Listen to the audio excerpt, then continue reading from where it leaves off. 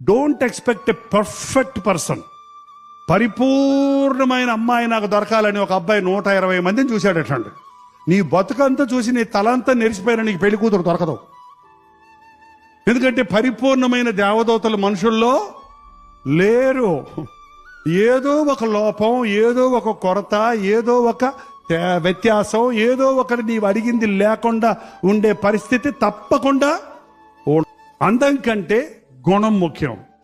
కొందరికి అందమైన ముఖం ఉంటుంది, చండాల హృదయం ఉంటుంది. కొంతమంది చూస్తానికి అంత ఆకర్షణగా ఉండరు, కానీ చాలా చక్కటి వారు. కనీసం వంట వండటం వచ్చా అని అడుగుతారా? ఇప్పుడు అడగరు. జీతం ఎంత, ఇది కావాలి, జీతం ఎంత, ఏం చదివింది, ఏంటేంటో అడుగుతారు. కానీ మీ అమ్మాయి బైబిల్ చదివిందా అని అడుగుతారా?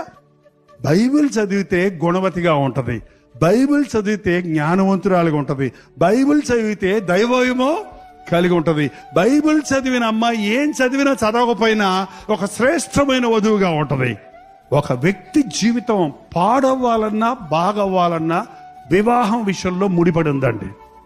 వివాహ విషయంలో తప్పు చేసావంటే నీ జీవిత గమ్యాన్ని నువ్వు పాడు చేసుకున్నావని అర్థం.